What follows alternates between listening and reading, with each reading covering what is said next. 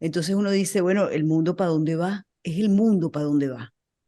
El mundo va hacia un modelo autoritario que todavía no se conoce, porque si se pone uno a estudiar incluso antes del medioevo, no va a conseguir un modelo de los que están plasmados en estos momentos en agendas globalistas que conlleve a imaginar cómo será el mundo en los próximos años. At tintaleo.com, you'll find a wonderful selection of children's books in Spanish. From an infinite list of Hispanic publishing houses, we select the best. We handpick every book title.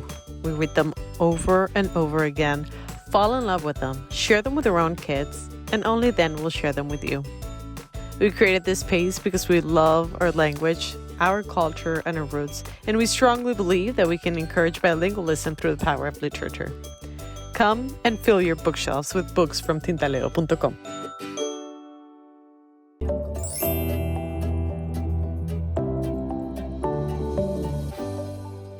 Mi nombre es Jorge Olavarría, soy profesor universitario. En esta oportunidad quiero proponerte un curso que se llama Identidad Moral y la auténtica prosperidad. Y como verás, esos dos conceptos voy a tratar de enlazarlos porque creo que se necesita ese enlace para hacernos más creativos, productivos, exitosos, incluso libre de culpa. La única herramienta que necesitas para este curso es aceptar que ya eres una persona moral y está dirigido a cualquier persona interesada en prosperar y acercarse a su propio marco moral en vez de obviarlo y huir de él. Y espero que de alguna manera te interese estos conceptos y que podamos participar en estos cursos. Más información en universidadposible.com. Y tú tampoco lo hagas. Este lunes 15 de mayo se conoció el informe Durham, que marca el final de una investigación de 4 años que se inició en mayo de 2019, conocido por la opinión pública como la trama rusa, en la cual estaría comprometida la campaña del expresidente Donald Trump en 2016. Según se puede leer en la nota de France Press, el fiscal especial John Durham acusó al FBI de no usar pruebas reales en la investigación que desplegó contra el expresidente de Estados Unidos, Donald Trump, empleando muchas pistas con sesgo político que proporcionaron los opositores de Trump, y dicha información no fue además rigurosamente verificada antes de desplegar la investigación. ¿Qué relevancia tiene este informe de más de 600 páginas para los casos de investigación y la justicia norteamericana? De ser cierto lo que en dicho informe se concluye, que la inteligencia y las fuerzas de seguridad de Estados Unidos no contaban con evidencia real para lanzar la investigación, ¿cómo queda el sistema de inteligencia norteamericano? ¿Son las agencias, los funcionarios de seguridad y el Departamento de Justicia de los Estados Unidos confiables? ¿Habrá responsables por los errores de procedimiento en la investigación? ¿Cómo queda la frase en Estados Unidos hay justicia? Para hablar de este y otros temas nos conectamos de inmediato con la escritora y periodista especializada en investigaciones de crimen organizado transnacional, Maybor Petín. Bienvenida, Maybor, un abrazo para ti. Un abrazo, Nito, un placer estar nuevamente contigo y con la audiencia. Bueno, muchos temas. Por supuesto que el tema este del informe de Durham es muy importante, sobre todo para los norteamericanos. Pero yo quiero que lo tratemos no solamente desde el punto de vista de los estadounidenses, sino también de Latinoamérica, porque son muchísimos los casos de narcotráfico, de lavado de dinero, que se ventilan en la justicia norteamericana, siendo los acusados de otros países. Pero si ahora vemos que leemos en este informe que, bueno, digamos, estos funcionarios del FBI, de algunas agencias, incluso el propio, sistema de justicia, puede ser manipulado de alguna manera, entonces a uno le entran serias dudas, ¿no?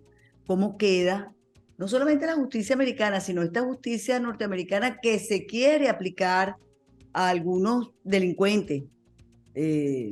o señalados de América Latina y el mundo.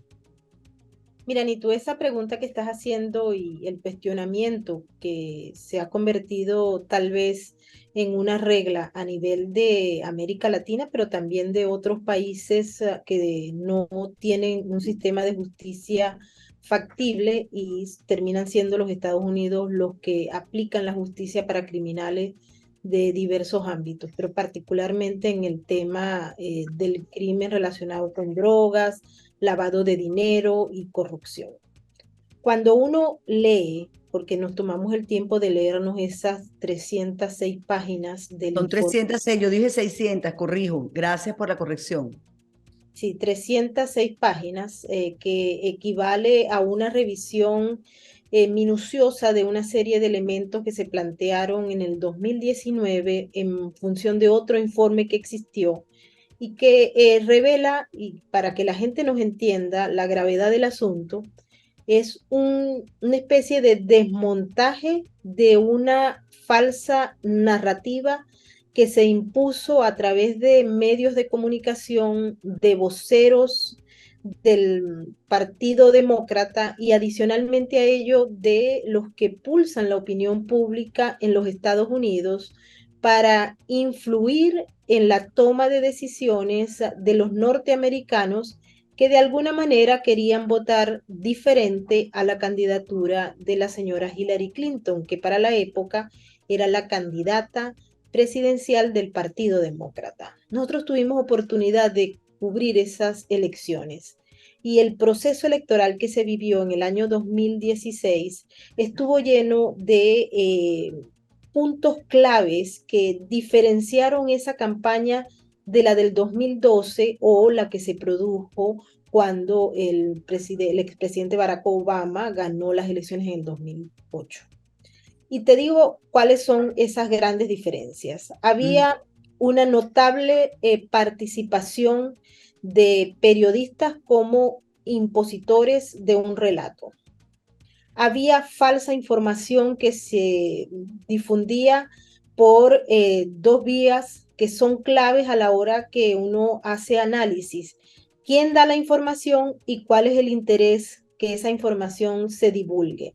En esos dos esquemas para generar informaciones que llevan a investigaciones y que posteriormente incluso lograron que periodistas de renombre en el mundo liberal ganaran hasta premios, incluyendo el premio Pulitzer, porque se basaban en investigaciones que se supone ofrecían estas agencias o algunas fuentes secretas que filtraban información y los periodistas creaban la narrativa en función de elementos que estaban planteando que los miembros de la campaña, no todos, pero algunos, del expresidente Donald Trump tenían relación directa con el servicio de inteligencia del régimen ruso. Incluso se llegó a determinar, y eso forma parte de lo que es la evidencia narrativa, cuando hubo reuniones, se dice incluso en el informe Durham, y eso lo recuerdo porque mucha gente lo ponía como un elemento de discusión ante la opinión pública para descalificar al expresidente Trump siendo por primera vez candidato, de una reunión que hubo en un hotel Ritz-Carlton con influentes miembros del régimen ruso, etcétera, y resulta que todo estaba creado, ¿no? Todo fue una versión creada. Hay unos aspectos que también nos preocupan mucho porque dice, por ejemplo, el informe que ellos mandaron a investigadores del equipo de Durham a conversar con los del servicio de inteligencia del Reino Unido y de Australia para revisar qué era lo que había detrás de esos señalamientos, y ellos les dijeron, ustedes no están tomando esto en serio, o sea, ustedes no están abriendo una investigación en función de estos señalamientos que a todas luces no son ciertos. Y los del FBI que estaban investigando supuestamente estos elementos decían, y ahí está la transcripción, dice, no, esto es verdad, o sí, tenemos que hacerlo. Y los del servicio de inteligencia inglés y el australiano decían, esto no puede ser, porque el FBI es una agencia de inteligencia, tal vez la más afamada del mundo, pero que ahora está bajo objeto no solamente de discusión internamente, sino externamente, como tú bien lo planteas. Lo que ocurrió entonces es que una motivación política para destruir al candidato opositor del Partido Demócrata, en esa época Obama era el presidente, se quería imponer a todas luces que solamente hubiese la candidatura de Hillary Clinton. Ellos de hecho dieron por seguro que Hillary Clinton iba a ganar las elecciones y no perdonaron a la gente que votó por una alternativa, por una persona que es outsider, anti-establishment y que ha denunciado toda la corrupción del establishment de Washington a lo largo de sus posiciones políticas.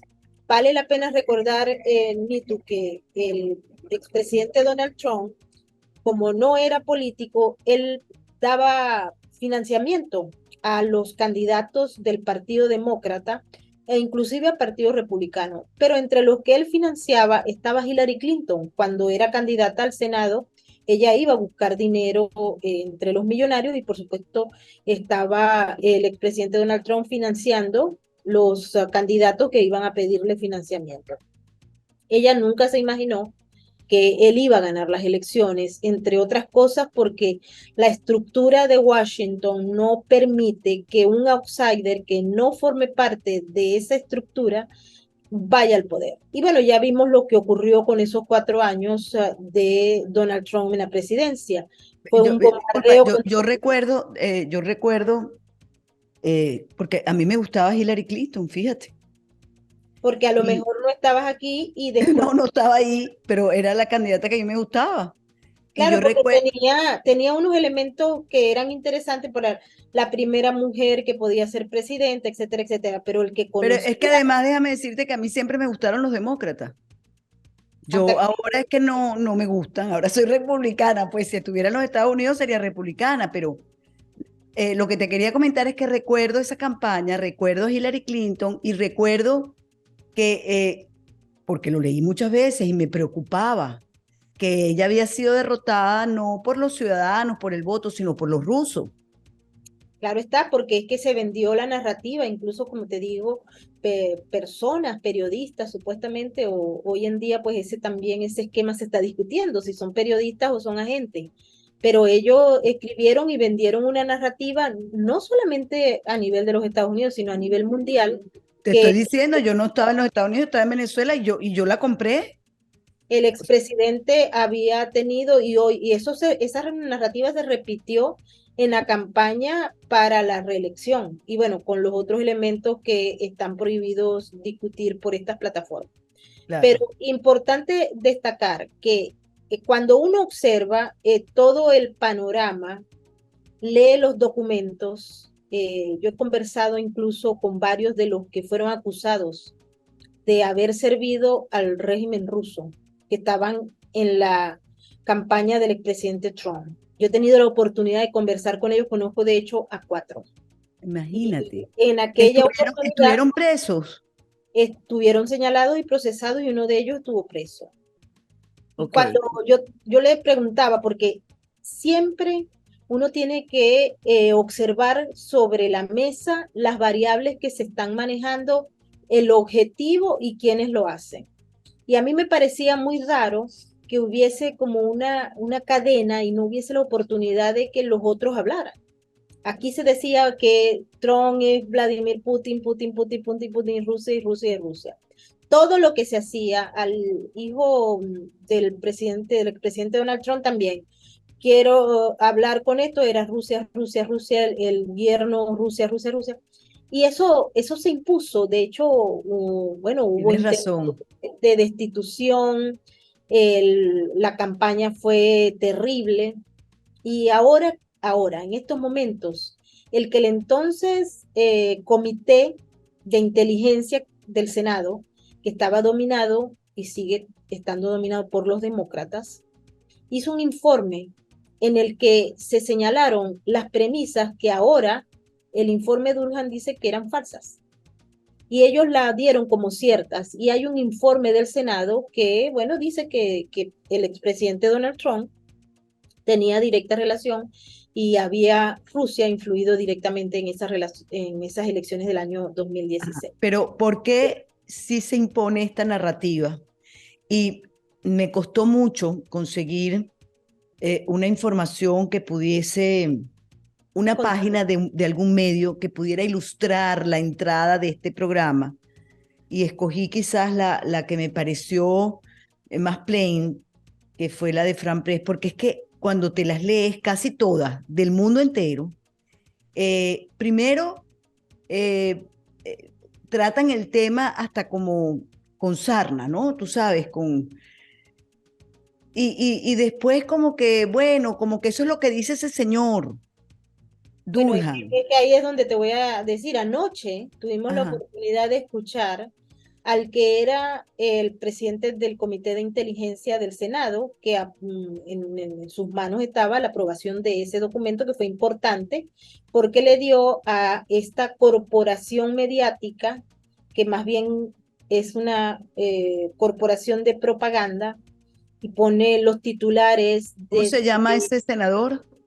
El senador se llama Adam Swift, es un senador de California. Y él dijo anoche que no importara lo que dijera ese informe, él seguía y va a seguir diciendo que la trama rusa sí existió y que el expresidente Donald Trump tiene algo que ver con el Ok, régimen. entonces aquí va la otra Más parte. allá, no, no, pero yo quiero que me dejes hablar, Sí, te dejo hablar, te dejo hablar. por favor, porque es muy importante entenderlo. El Partido Demócrata va a insistir y está insistiendo en las mismas narrativas del 2016, del 2020 y que van a ser ahora para el 2024. ¿Cuáles son esas narrativas?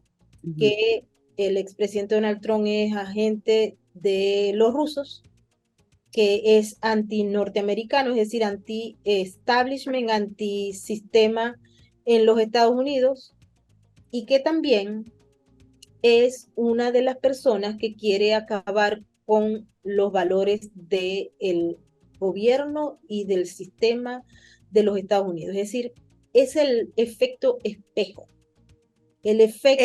Ahí es que, perdóname, que ahí era donde yo quería ir, porque apartándote a ti y dos o tres artículos que he leído al respecto, nadie habla o ya pasó el tema de la familia Biden recibiendo dineros de empresas chinas y creo que rumanas también, ¿no? Ese tema no se habla, pero esto lo sabemos desde la campaña electoral pasada, desde el hijo de el Hunter Biden, el hijo de Biden, este, te oí un programa que me gustó muchísimo, en el cual tú decías que el Comité de Supervisión del Congreso de los Estados Unidos presentó los resultados de una investigación que demuestra con registros bancarios y otras evidencias que la familia Biden construyó un esquema corrupto conformado por más de 20 empresas para esconder pagos hechos por China, Rumania y otros gobiernos e intereses extranjeros, mientras que Joe Biden era vicepresidente. Pero además, viendo, porque vi tu programa completo, hay, no sé, 12 familiares Biden metidos en esta trama. De eso no se habla. O sea, el que es aliado de Rusia es Trump, el que es anti-norteamericano es Trump, y Biden es el niño bueno de la película, te pregunto. No es un efecto espejo, es una estrategia que en el caso de los venezolanos la conocemos muy Sí. bien, donde el oponente deja de ser oponente, es un enemigo al que hay que descabezar, eliminarlo por completo.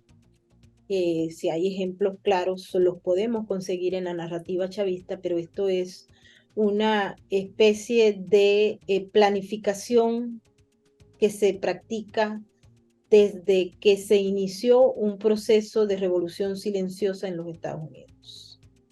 Mm. ¿Cuáles son los factores fundamentales? En esa investigación Durham queda claro que el FBI está comprometido de manera política con el Partido Demócrata y hace cualquier cosa, incluyendo crear una investigación con premisas falsas que llevó a una discusión en el Congreso y también el intento de descabezar al presidente de los Estados Unidos en base a una información falsa. El FBI, en un comunicado que yo le pido a la gente que lo vea, dice que ellos implementaron, es decir, no toma acción y no toma responsabilidad, sino que dice que todas esas fallas de protocolo de esos agentes que participaron allí, ya ellos las corrigieron en el año 2016. Y eso no es así, porque en el año 2020, en el año 2018 y hoy en día está ocurriendo exactamente lo mismo. Entonces, ¿qué es lo que pasa, Anito?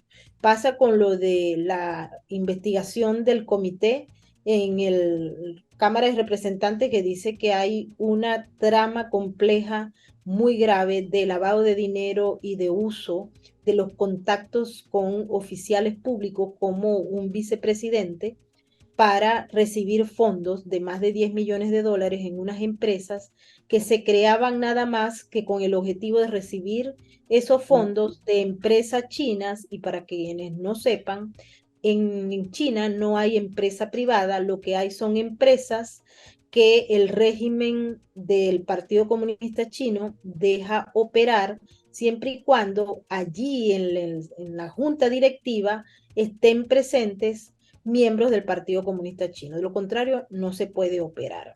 En los récords que se han presentado como evidencia en el informe en contra de la familia de Joe Biden, se establece que esos pagos se dieron a través de empresas de servicios de inteligencia del Partido Comunista Chino, aunado a otros que vienen de oligarcas rusos o de oligarcas rumanos. Hay una segunda parte de la investigación que no se ha dado a conocer todavía, en la que los representantes han señalado que existen otros gobiernos que no son amigos de los Estados Unidos, sino que son contrarios a la ideología, a la posición y al sistema norteamericano, que han estado participando en esa empresa criminal que ellos presuntamente han obtenido y que tienen los récords de lo que se llaman 1000 cuentas bancarias con Dios todas mío. las evidencias,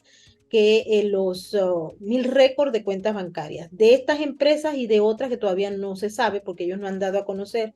Hay un memorándum de unas 34 páginas en el que se resume esto, y el resto de las evidencias aparentemente fueron entregadas al Departamento de Justicia. Quiero, antes de irme con otros elementos de esta conversación, a señalar lo que es tal vez mi mayor preocupación al estar viviendo en Estados Unidos y observando en primera línea qué es lo que está pasando.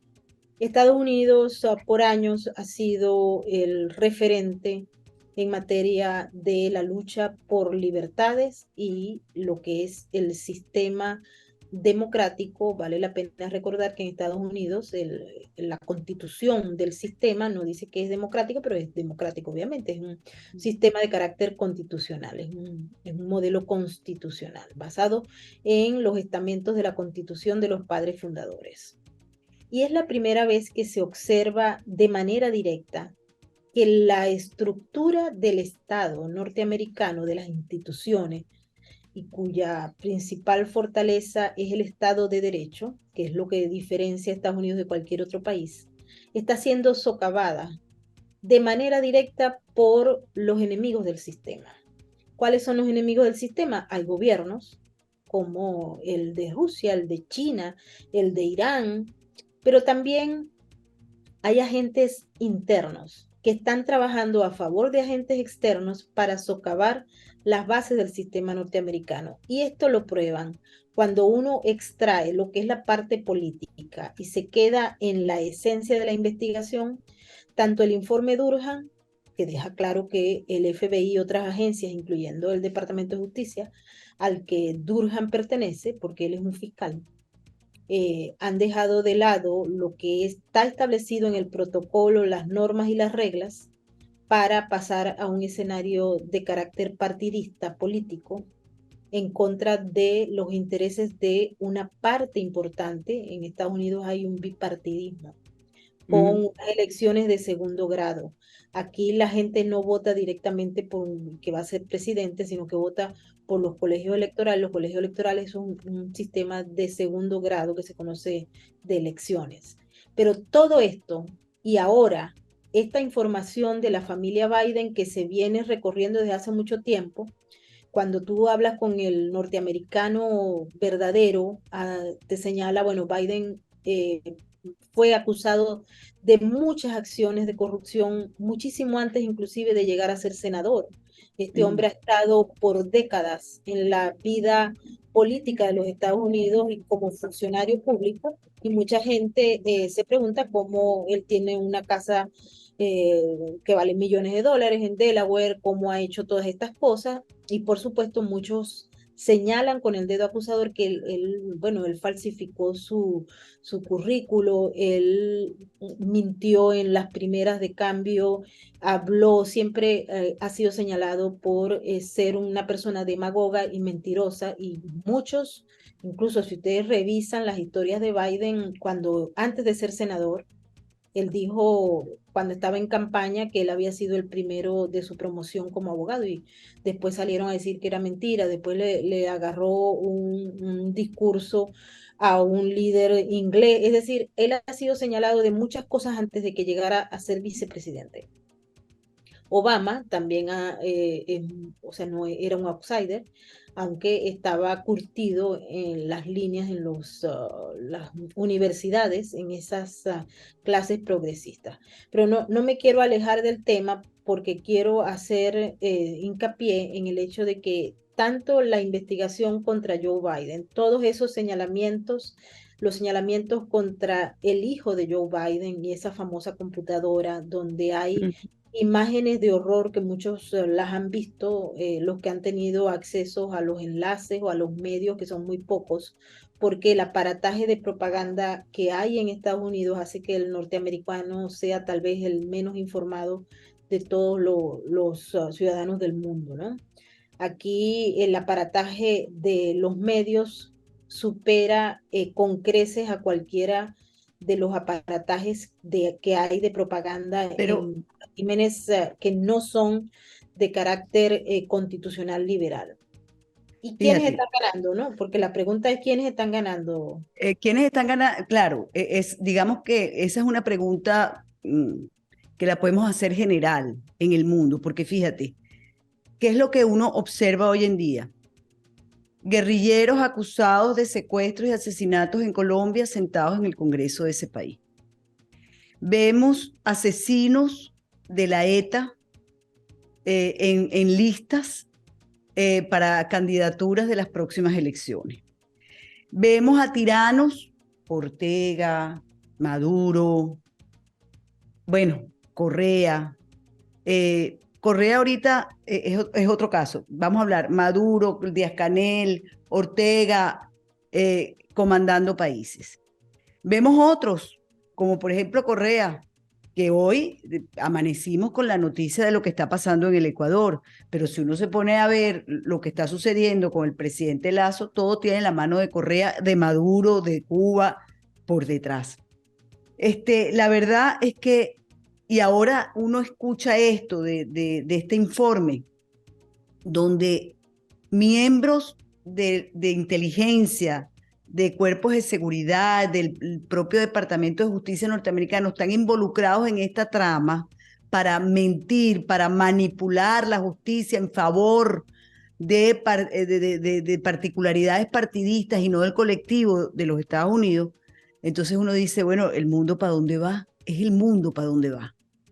El mundo va hacia un modelo autoritario que todavía no se conoce, porque si se pone uno a estudiar incluso antes del medioevo, no va a conseguir un modelo de los que están plasmados en estos momentos en agendas globalistas que conlleve a imaginar cómo será el mundo en los próximos años. Aquí en Estados Unidos, como bien lo hemos dicho, era el modelo referente de justicia y libertad. Con todo esto que ha ocurrido, en los últimos años, ustedes se preguntarán por qué no hay la aplicación de justicia, por ejemplo, para Hunter Biden. Un ejemplo, ¿por qué no hay aplicación de la justicia para una señora como Hillary Clinton, que cometió delitos vaciando 10.000 correos del gobierno de los Estados Unidos en un servidor y dejándole acceso a varias personas que no tenían el sistema de clearance, el sistema de revisión de antecedentes criminales ante lo que el protocolo establece? ¿Por qué no hay la aplicación de la justicia, sino solo para un reducido grupo que es señalado por la estructura del establishment como los culpables de cualquier cosa? Aquí, por ejemplo, y ayer fue un día que nos hizo recordar de dónde venimos, se dijo, y el presidente de los Estados Unidos estuvo en un evento en una universidad, y allí se planteó algo interesantísimo, ¿no? Que todavía, por supuesto que esto no se va a discutir, sino en los centros de discusión de los grupos conservadores, porque eso no va a salir a la luz pública, y si sale, inmediatamente lo eliminan. Pero ayer el presidente de los Estados Unidos dijo que había grupos, que no los mencionó, pero ya todo el mundo se imagina cuáles son, que son la más grande amenaza para los Estados Unidos. Es decir, no es Al Qaeda, no es ISIS, no es Hezbollah, no son esos grupos terroristas, sino que son unos grupos internos, que son terroristas domésticos, que van en Imagínate. contra de lo que ellos llaman democracia y sistema. Y si ustedes no recuerdan, esa era la misma retórica de un individuo que creo que está ahora en la paila 33. Ustedes saben a quién nos referimos. El elemento, mira, nosotros estuvimos en Israel el año pasado, Nito, y allá se hablaba, allá hay una reunión que es sobre antiterrorismo internacional, y los agentes del gobierno de los Estados Unidos hablaban exactamente lo mismo, que el gran enemigo, la gran amenaza, no son los enemigos externos como el Partido Comunista Chino, que ha socavado las bases del sistema, ha pagado a funcionarios corruptos para que se les entregue información privilegiada en detracción a los intereses de los Estados Unidos, sino que allá se hablaba que la mayor amenaza eran unos grupos supremacistas blancos que operan en contra del establishment en DC y en otros países, en otros estados, ¿ok? Entonces, cuando uno observa eso a nivel de seguridad nacional, a nivel de la armonía que debe existir en un balance de poderes, uno observa que Estados Unidos también está en ese proceso de licuadora en la que se han metido, y tú dijiste, bueno, que lo que está pasando en Colombia es terrible, lo que está pasando en Ecuador hoy, que solidaridad con todos los hermanos ecuatorianos, que no es hoy, esto viene pasando desde hace rato. Y Claro. que hay un intento sostenido de desestabilización del sistema para que Rafael Correa vuelva al poder, y esto se está manejando desde Venezuela, desde Cuba y desde otros países que interpelan de manera directa en la toma de decisiones de los países que se supone deben ser soberanos. Aquí está pasando lo mismo, solo que aquí es como magnificado a la enésima potencia. Bueno, Y es porque además era el policía del mundo, era el imperio, era el país de referente, a mí nunca se me olvidará, en los Estados Unidos sí hay justicia. Bueno, ahora estamos claro. dándonos cuenta que no.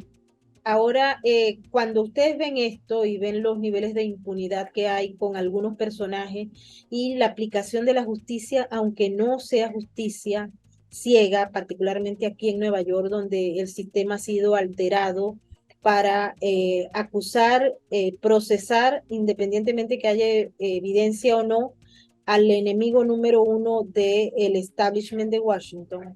Entonces, uno se pregunta, y escuchen a los chavistas, ejemplo, chavistas, pero también a los líderes del cartel de Sinaloa.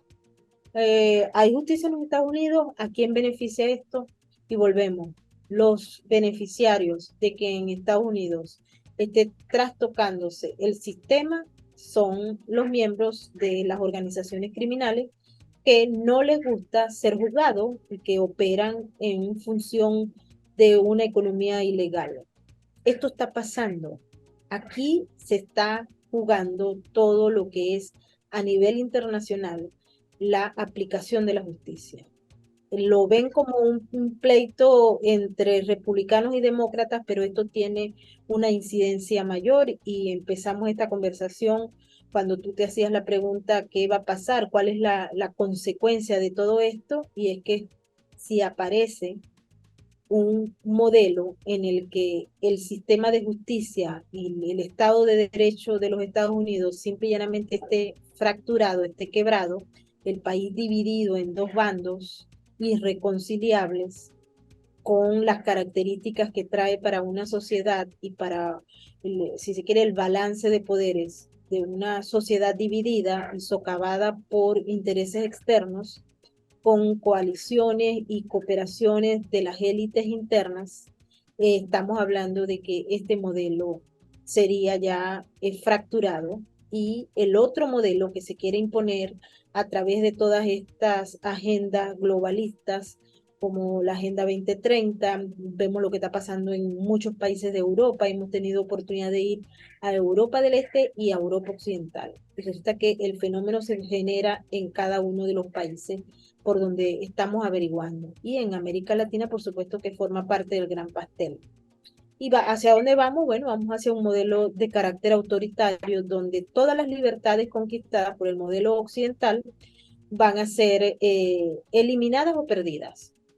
Se pierden cuando la gente no lucha por ellas y cuando se pierden es muy difícil volverlas a recuperar.